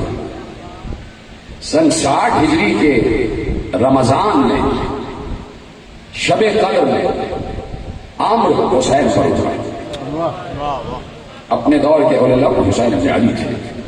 तो जहां पूरे इंसानों की तकदीरें उतरी, वहीं पर उस तकदीर का भी इआदा हुआ और आमुख्ता हुआ। अल्लाह ने कुल का कुल अम्र उस साल हुसैन इब्न अली पर उतारा और तमाम इंसानों की तकदीरें बताई हुसैन को। हर इंसान की तकदीर हुसैन पर उतरी। जमीन और आसमान की तकदीर आ, सूरज चांद सितारों की तकदीर आ, हुसैन इब्न अली पर उतरी। और हुसैन को मालूम है किसको कितना रिस्क देना है, किसको कितनी सांसें देना है, किसको शिफा देना है, किसको जिंदगी, किसे मौत। सबकी तकदीरें हुसैन को मालूम है, नाम बना। ये भी हुसैन को बता दिया गया कि हुसैन तुम्हारी तकदीर में यह है कि सन 61 हिजरी के 11 मुहर्रम को इस दुनिया में हो गए। अजरकुम अल्लाह। उसी तकदीर खुदा का इआदा जो हुसैन को पहले से मालूम का। हुसैन यही बरस है वादे के निभाने का। हुसैन तुम्हारा बेटा अली अकबर, उसकी भी तकदीर उतार रहा हूं। अली असगर की तकदीर भी उतार रहा हूं। तुम्हारी बहनों की तकदीर भी उतार रहा हूं। तुम्हारे भांजों की, भतीजों की तकदीर भी उतार रहा हूं। तुम्हारे दोस्तों की तकदीर भी उतार रहा हूं। हुसैन इन सब की तकदीर मैंने बहुत बुलंद कर दी है। इनकी तकदीर मैंने काबा हुसैन पे लिखी है। ये इतने बुलंद हैं कि इनसे ज्यादा बुलंद कोई नहीं है। इनकी तकदीर पे आज मैंने दस्तखत कर दी है कि ये इस दुनिया को छोड़ने के बाद वहां पहुंचेंगे जहां मैं। हुसैन तकदीर अली अकबर ये है कि जिगर में बर्छी का फन लगे। तकदीर अली असगर ये है कि तीर गर्दन से पार हो जाए। तकदीर कासिम ये है कि लाश पामाल हो जाए। तकदीर औला मोहम्मद ये है कि दोनों के लाशें मां के सामने पड़े हुए हों। बहनों की तकदीर ये है कि तुम्हारे ज़िबा होते ही सरों से चादरें उतर जाएंगी। अब्बास की तकदीर ये है कि बाजू कट जाएंगे। क्या हुसैन तकदीर यहीं पर खत्म नहीं होगी। मुस्लिम के 2 बच्चों की तकदीर भी अजीब है। क्या ये 2 बच्चे भी करबला के शहीदों में शुमार करता हूं। यहीं से करबला के दर्द का आगाज हो जाएगा। अजरकुम अल्लाह। जब बात आ गई तो गिरिया आप पर वाजिब हो जाता है। मालूम है ना, आज 2 छोटे छोटे ताबूत बरामद होंगे। नन्हे नन्हे ताबूत बरामद होंगे। ये 2 ऐसे बच्चे हैं मुसलमानों, कलमा पढ़ने वालों, रसूल का कलमा पढ़ने वालों। ये 2 ऐसे बच्चे थे जो अपनी माँ से भी बिछड़ गए, अपने बाप से भी बिछड़ गए। माँ ने बाप के हवाले किया था। बाप मुस्लिम जैसा सफीर हुसैन मुसलमानों के शहर कूफे में आया था। उन्हीं मुसलमानों ने ख्याल ही नहीं किया कि ये नबी के नवासे का नुमाइंदा है, नबी के नवासे का सफीर है। चलो सफीर से तुम्हें कोई मसला था, बच्चों पर तो रहम कर लेते, बच्चों पर तो रहम करते। क्या गुजर रही है मुस्लिम पर कि चारों तरफ से मुस्लिम को घेरा जा रहा है। 8 ज़िलहज्जा जब आई और यकीन हो गया कि अब जंग मुक़द्दर है, तो जनाब हानी के घर में जब तक थे तो जनाब हानी के घर से बिल्कुल मिला हुआ घर काजी शुरैह का घर था। ये 60 साल काजी रहा है, 60 साल काजी रहा है। कत्ल हुसैन का फतवा भी इसी ने दिया था। 60 साल अपनी तमाम तर साजिशों को सामने रखते हुए ये 60 साल काजी रहा। किसी दौर में इसे काजी कूफे का बनाया गया। अली का जब दौर खिलाफत आया तो अली ने चाहा कि इसे हटाएं, लेकिन इसने इतने पंजे मजबूत कर लिए थे कि कूफे में एक साजिश बर्पा हो जाती और बड़ी अजीब कैफियत हो जाती। तो अली ने बरकरार रखा। 60 साल काजी शुरैह रहा। हानी के घर के बिल्कुल बराबर में घर। हानी के एक दोस्त ने कहा, जनाब मुस्लिम से कहा कि बच्चे भी आपके साथ हैं, कल सुबह जंग मुक़द्दर हो चुकी है, मैं बात करता हूँ काजी शुरैह से, बच्चों को कुछ दिन के लिए उसके पास समानतन रख देता हूँ। जैसे घर में गया तो काजी शुरैह की घर वालियों ने, घर की खवातीन ने थोड़ा सा रहम का इजहार किया, कहा बच्चों को यहाँ रखो, कोई मसला नहीं। दूसरे दिन मुस्लिम जंग में शहीद हो गए, मुस्लिम की शहादत हो गई।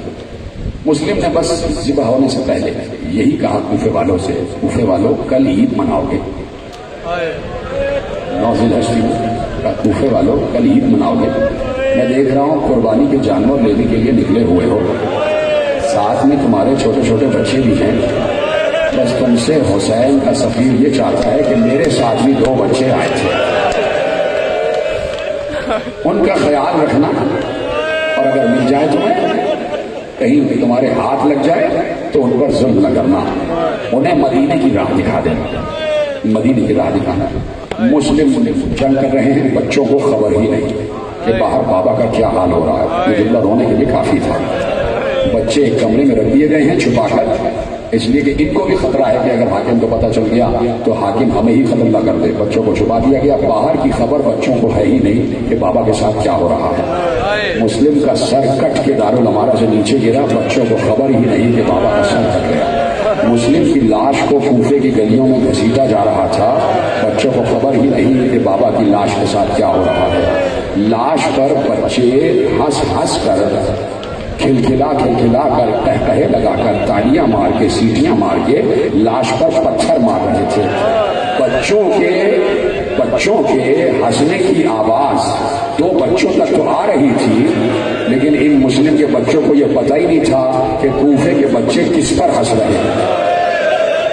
حضرت اللہ، انہیں پتہ ہی نہیں کہ ہمارے بابا کے جسم پر پتھر مارے جا رہے ہیں۔ مسلم کی لاش کوفے کے دروازے سے لٹکا دی گئی، بچوں کو خبر نہیں کہ بابا کی لاش کوفے کے دروازے سے لٹکا دی گئی ہے۔ قافلہ 12-13 محرم کو لٹا ہوا قافلہ، زین العابدین ہاتھوں میں ہتھکڑیاں، پاؤں میں بیڑیاں، گلے میں توق خاردار، اور ساتھ میں انہی بچوں کی پھوپھیاں جن کے سروں پر ردائیں نہیں تھی۔ وہی قافلہ لٹا ہوا 13 محرم کو کوفے میں آ بھی گیا، دربار کوفہ میں خطبہ دے بھی دیا۔ بچوں کو خبر ہی نہیں کہ ہماری ماں بھی لٹے ہوئے قافلے کے ساتھ آئی ہے۔ بچے سراسیمہ سہمے ہوئے، بار بار پوچھتے ہیں ہمارے بابا کب آئیں گے، ہمارے بابا کب آئیں گے، ہمارے بابا کب آئیں گے۔ بتایا نہیں گیا بچوں کو کہ تمہارے بابا شہید ہو گئے، کہ ابھی آ جاتے، ابھی آ جاتے، کھانا کھا لو۔ کافی دن گزر گئے، بچوں نے ایک دن طے کیا کہ آج کھانا نہیں کھائیں گے جب تک ہمیں بتایا نہ جائے کہ ہمارے بابا کہاں ہیں۔ بچوں نے کھانا کھانے سے انکار کیا۔ قاضی شرح کو بلایا گیا، کہا کہ اچھا میں وعدہ کرتا ہوں کہ صبح تک تمہارے بابا کی خبر لا کے دوں گا، کھانا کھا لو۔ کھانا بچوں نے کھا لیا۔ یہ پورا مہینہ گزر چکا بچوں کو اسی جگہ۔ آخر ابن زیاد نے اعلان کیا کہ میں نے سنا ہے کہ مسلم کے 2 بچے بھی ساتھ تھے، وہ بچے کہاں ہیں؟ مجھے وہ بچے اپنے پاس چاہیے، اور میں اس دربار میں اعلان کرتا ہوں جہاں بھی مجھے پتا چلا کہ وہ بچے کسی کے پاس ہیں، مجھے معلوم ہوا تو میں اس شخص کو قتل کر دوں گا اور اس کے گھر میں آگ لگا دوں گا۔ قاضی شرح کو معلوم ہوا، لرزنے لگا۔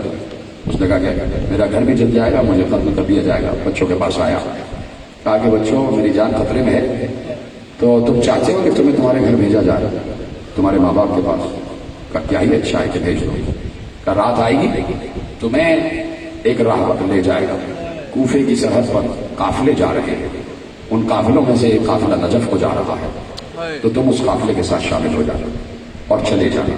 بچوں کو تھوڑا سا زیادہ راہ دیا، بچوں کو رات کو چھوڑ دیا، کہا اس سے آگے ہم نہیں جا سکتے، اس لیے کہ پہرا ہے، یہاں سے دیکھو سیدھا راستہ جا رہا ہے، اور جہاں اس راستے کا آخر ہوگا وہیں وہ قافلے کھڑے ہوں گے۔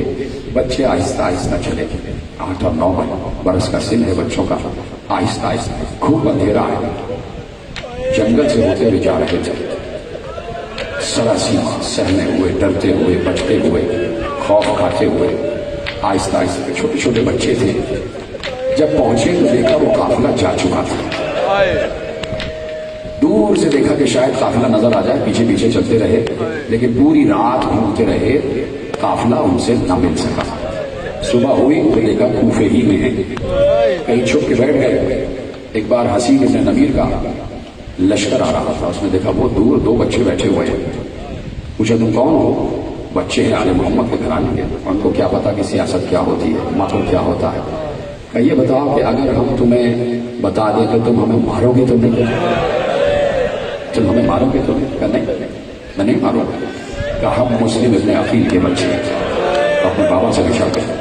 حسین ابن نمیر ملعون نے کہا اچھا ہماری تو تلاش ہے۔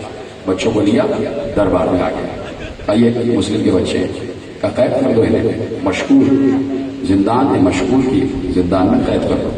بچے قید رہے، 6-7 مہینے وہیں قید رہے، روز یاد کرتے تھے، روز یاد کرتے تھے، نہ معلوم اماں کہاں ہوں، نہ معلوم بابا کہاں ہوں۔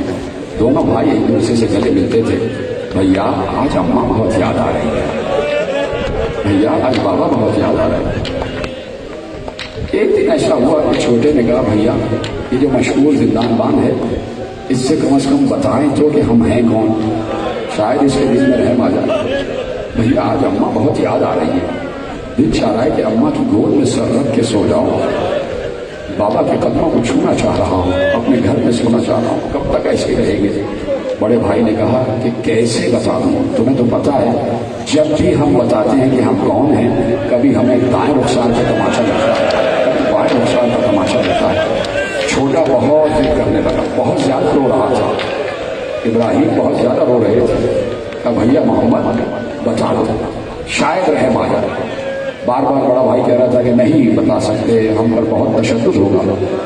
جب چھوٹے بھائی کی ضد بہت بڑھ گئی اور رو رہا تھا چیخ مار مار کے، ایسے میں مشغول آ گیا۔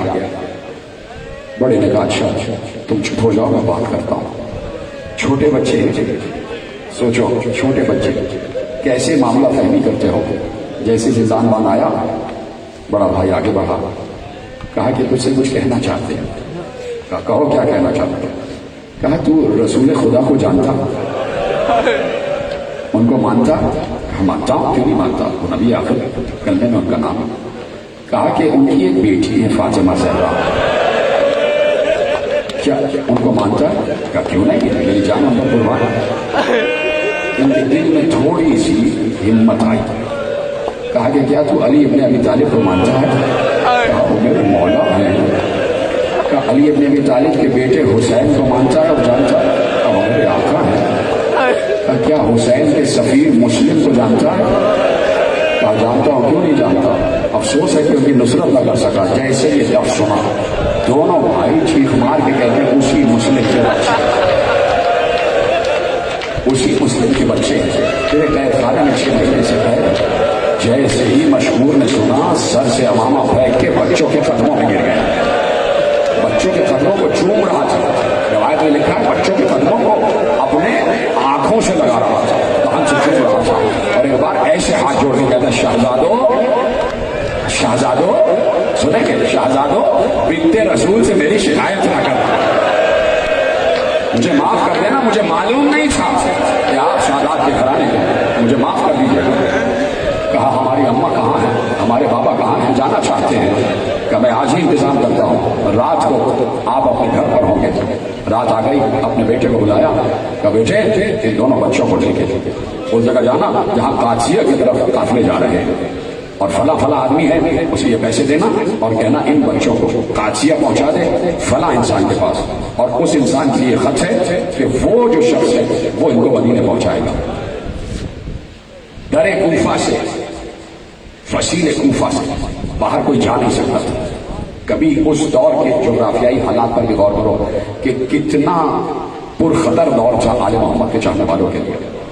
کربلا ہو چکی تھی اور وہ تمام معاملات کے جو انقلاب کے تھے وہ سب تھے، اتنا سخت پہرا لگا ہوا تھا فصیل کوفہ پر۔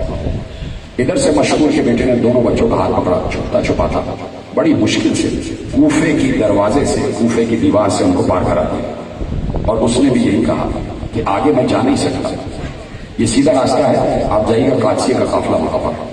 بچے گئے، رات بھر بچے کوفے ہی میں گشت کرتے رہے۔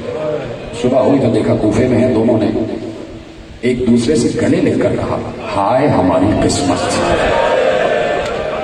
کیا تھک تو نہیں رہے؟ ابھی تو میں نے مسائل شروع کیے، اجازت ہے کہ تفصیل سے پڑھوں یا ختم کر دوں مسائل؟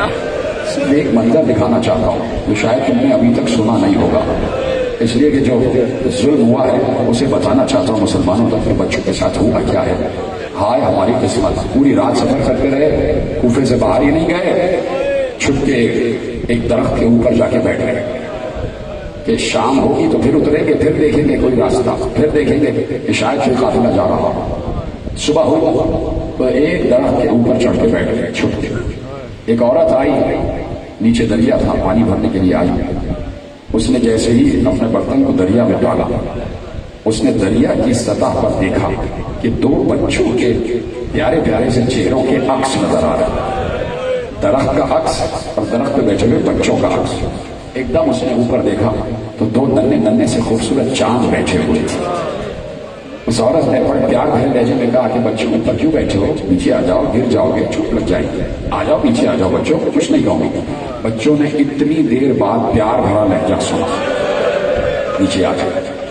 उस कनीज ने कहा कि कौन हो, यहाँ अकेले क्यों बैठे हो, तुम्हें जरा सा भी ख्याल नहीं है कि तुम्हारी माँ तुम्हारा इंतजार कर रही है, अपने घर क्यों नहीं जाते। बच्चों ने कहा जिसका कोई घर हो वो घर जाए, जिसको पता हो कि उसकी माँ कहाँ है वो माँ के पास जाए। कनीज लरस गई, कौन हो, हाँ अगर हम पर जुल्म न करें तो बताएं कौन है। क्या बताओ, कहा हम मुस्लिम के बच्चे, हमारे बाबा का नाम मुस्लिम है। वो कनीज भी कदमों पे गिरी, शहजादों को चूमा और कहा मेरी मालिका आले मोहम्मद की चाहने वाली है, चलो मैं अपनी मालिका के पास में ले चलती हूँ। घर में आई, मालिका ने जैसे ही सुना कि फातिमा के घर के बच्चे आ गए, उसने कदमों पे सर को रखकर कहा हाय मेरे घर के फर्श की किस्मत, सैयद सादात के घराने के बच्चों के कदम मेरे फर्श पर आ गए। बच्चों की खिदमत की, नहलाया धुलाया और उसके बाद कहा मैं खाना लगाती हूँ, आप खाना खाइए और हुजरे में सो जाइए। बच्चों ने कहा भूख प्यास तो खत्म हो चुकी है, न मालूम अम्मा कहाँ है, न मालूम बाबा कहाँ है, न मालूम घर वाले कहाँ है। अगर कुछ कर सकती हो तो हुजरे में 2 मुसल्ले बिछा दो, हम नमाज पढ़ना चाहते हैं। मुसल्ले बिछा दिए गए, बच्चों ने नमाज पढ़ी, आधी रात भीग गई, बच्चे सो गए। हुजरे का दरवाजा बाहर से मोमिना ने बंद कर दिया, बच्चे सोए तो बच्चों ने ख्वाब देखा। ख्वाब दोनों ने एक ही देखा, दोनों बेख्तियार चौंक पर उठे, रो रहे थे। दोनों ने कहा क्या हुआ, दोनों ने कहा ख्वाब देखा, एक ही ख्वाब देखा। कहा भैया ख्वाब ये देखा कि रसूल अल्लाह की बज़्म सजी हुई है, रसूल अल्लाह भी बैठे हुए हैं, हमारी दादी फातिमा ज़हरा भी बैठी हुई है, अली ibn अबी तालिब भी हैं, हसन भी हैं, हुसैन भी हैं। ऐसे में रसूल अल्लाह ने कहा मुस्लिम नजर नहीं आ रहे, मेरे बेटे हुसैन का सफीर मुस्लिम नजर नहीं आ रहा। तो फौरन हमारे बाबा मुस्लिम भी उस बज़्म में आ गए, रसूल अल्लाह को सलाम किया, रसूल अल्लाह ने जवाब सलाम दिया। तो फौरन रसूल अल्लाह ने हमारे बाबा मुस्लिम से पूछा मुस्लिम तुम्हारे 2 बच्चे कहाँ हैं, तुम्हारे 2 बच्चे कहाँ हैं। तो बाबा ने रसूल अल्लाह से कहा कि रसूल अल्लाह बस थोड़ी देर में वो भी आने वाले हैं। थोड़ी क्या सुन रहे हैं, आपकी आवाज बंद हो जाए, थोड़ी देर में वो भी आने वाले हैं। भैया ऐसा लगता है हमारी आखिरी रात आ गई, हमारी आखिरी रात आ गई। यही वो वक्त था जब हारिस मलऊन घर में दाखिल हुआ और उस हुजरे के सामने से गुजर रहा था, बच्चों के रोने की आवाज सुनी तो अपनी माँ से पूछा कि हुजरे में कौन है। कहा कोई नहीं है, तेरे कानों में ऐसी आवाज आ रही। कहा नहीं मुझे आवाज आ रही है। कहा नहीं आगे जा, तेरे लिए खाना लगाती हूँ। कहा नहीं जब तक देख नहीं जाऊंगा हुजरे में कौन है आगे नहीं जाऊंगा। उसने एक बार हुजरे की कुंडी खोली, दरवाजा खोला तो लिखने वाले ने लिखा, मीर अनीस ने लिखा कि वहां मुस्लिम मजलूम के प्यारे नजर आए, एक बुर्ज में 2 अर्श के तारे नजर आए, मुस्लिम के बच्चे नजर आए। एक बार इस जालिम ने पूछा कौन हो तुम दोनों बच्चे, बेख्तियार कहा मुस्लिम के बच्चे हैं। उसने कहा पूरी रात हो गई, 3 रातें 3 दिन हो गई, कूफे में मारा मारा फिर रहा हूं कि तुम्हें तलाश करूं। इसलिए कि इब्ने ज़ियाद ने कहा है जो लेके आएगा उसे 1000 दिरहम इनाम में दूंगा। पूरी 3 दिन और 3 रात और तुम मेरे घर में ही मिल गए, चलो तुम्हें कैद करके ले चलता हूं। बच्चों को बाहर लाया, बच्चों को हुजरे से बाहर लाया, सहन में खड़े कर दिया। मैंने जुमला कह दिया, आपने सुन लिया। जरा उस हारिस की माँ से पूछना कि बच्चों को हुजरे से कैसे बाहर लाया। माँ ने बताया दोनों को बालों से पकड़ के घसीटता हुआ बाहर लाया। बच्चों के कदम जमीन पर खप दे रहे थे, बच्चों को बीच सहन में एक सुकून से रस्सियों से बांध दिया। सुबह होने का इंतजार कर रहा था, लेकिन सुबह ऐसे नहीं हुई। कभी मोहम्मद के तमाचा मारता था, कभी इब्राहिम के तमाचा मारता था। हर तमाचे पर बच्चे याद करते थे, आए बाबा, आए अम्मा, गिरिया करो गिरिया करो। सुबह हुई तो बच्चों को लेकर चला, तुम्हें कत्ल करूंगा। माँ ने कहा कत्ल क्यों करेगा, अरे आले मोहम्मद के घराने के बच्चे हैं। माँ कदमों पे गिर गए। एक बार उसने तलवार उठाई, माँ का हाथ कट के गिरा, बच्चों को लेकर आगे बढ़ा। साथ में उसका हबशी गुलाम भी था। जैसे ही दरिया के किनारे लाया, हबशी गुलाम से कहा ले तलवार, दोनों बच्चों की गर्दनें उड़ा दे। हबशी गुलाम तलवार लेके आगे बढ़ा, मोहम्मद और इब्राहिम के करीब आया। मोहम्मद और इब्राहिम ने हबशी गुलाम को देखकर कहा लगता है कि तू बिलाल हबशी की नस्ल से है, तू बिलाल हबशी की नस्ल से। एकदम शौक के कहता तुम कौन हो। कहा बिलाल हबशी के जो आका थे ना रसूल अल्लाह, हम उनकी नस्ल में, हम उनके बच्चे हैं। कहा कौन हो, हम मुस्लिम के बच्चे हैं, मोहम्मद और इब्राहिम। कहा मैं भी चाहने वाला हूँ तुम्हारे घर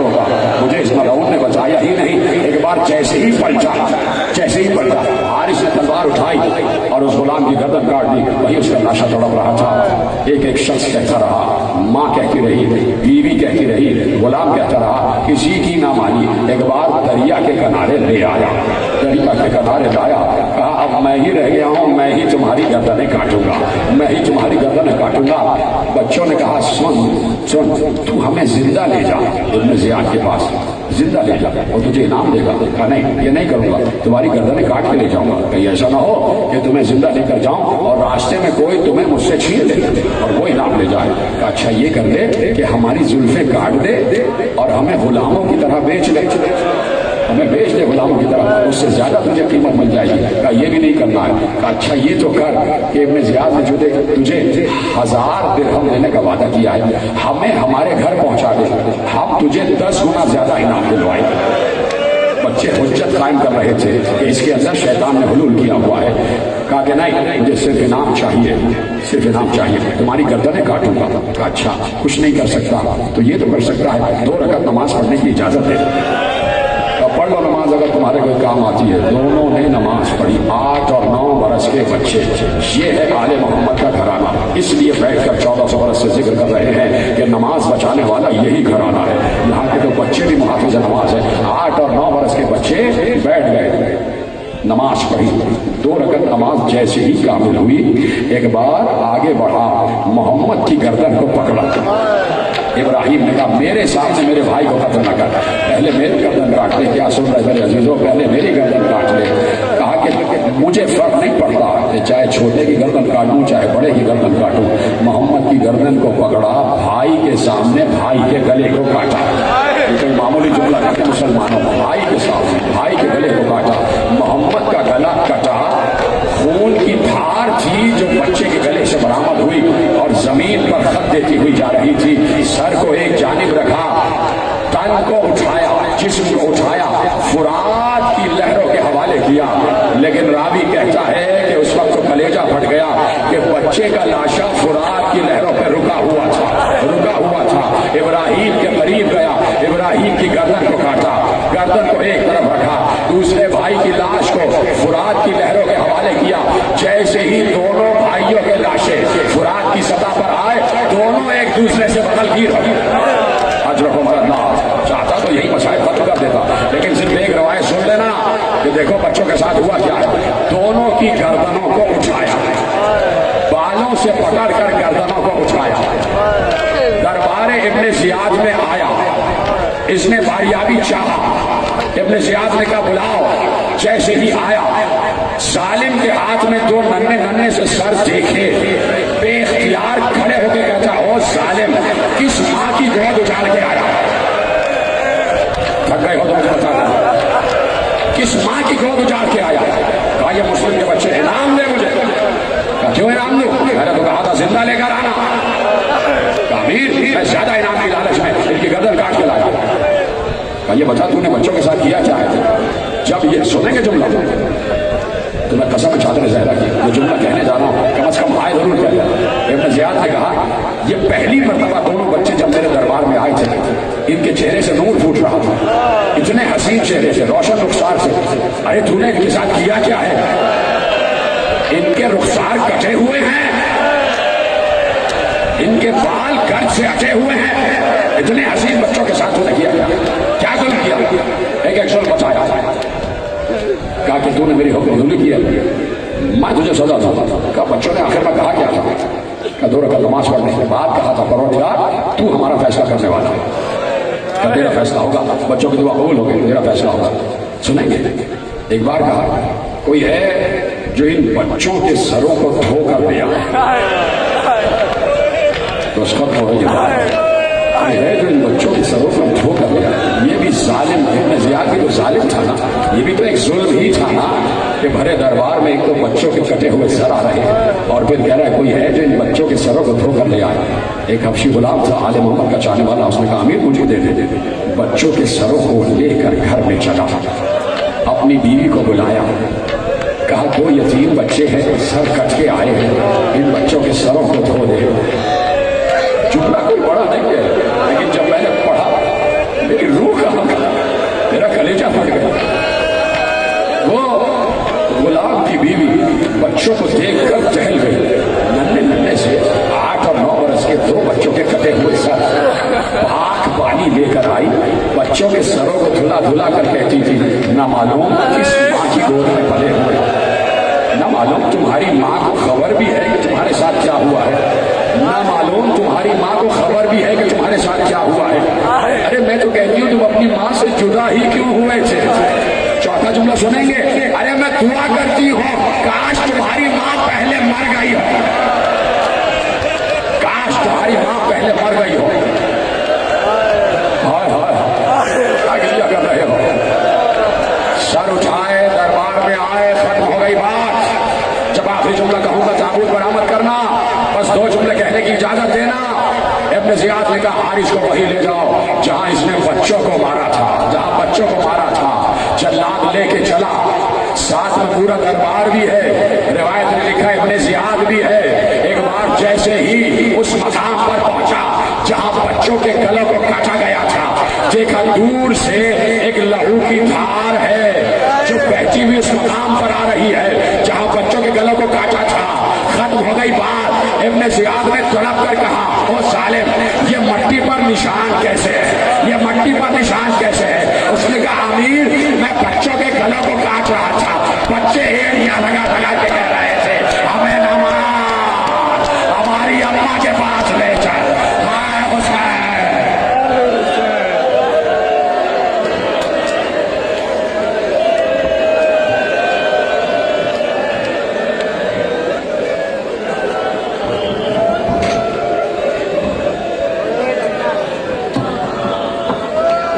या हुसैन या हुसैन या हुसैन।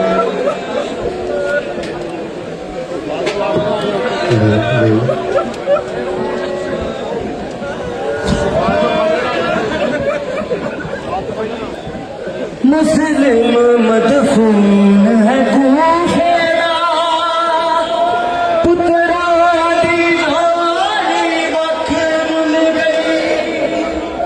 मुस्लिम मदफून है कूफेरा, पुतरा दीवानी वक्र गई।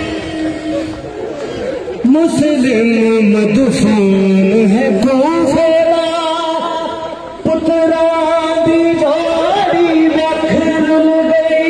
मुस्लिम मदफून है कूफेरा, पुतरा दीवारी बखर गई।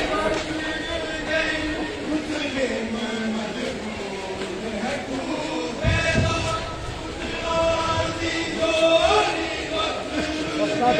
मुस्लिम मदफून है कूफेरा, पुतरा दीवारी बखर गई।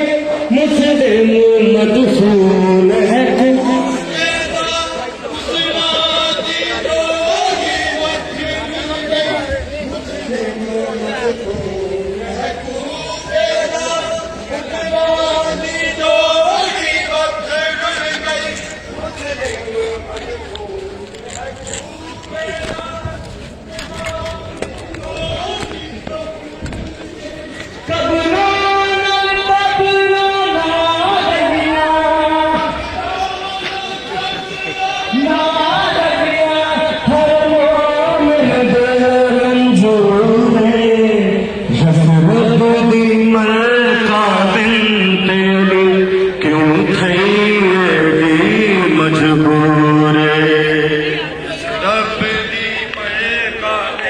दीवारी बखर गई।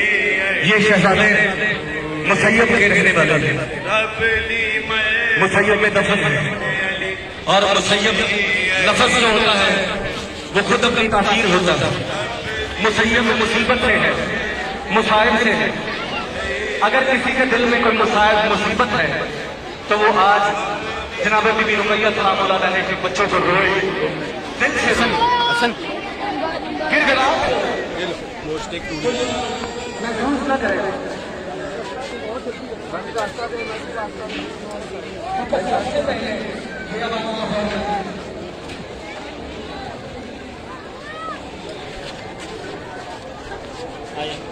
مسلم مدفون ہے